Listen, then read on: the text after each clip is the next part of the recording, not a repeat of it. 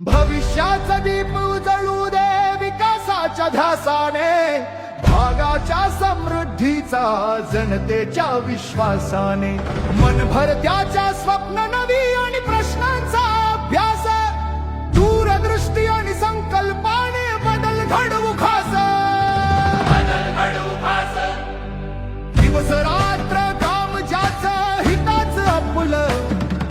स्वप्न समृद्धीच ज्ञान आवाज जपलं, शब्द न पडला जनतेचा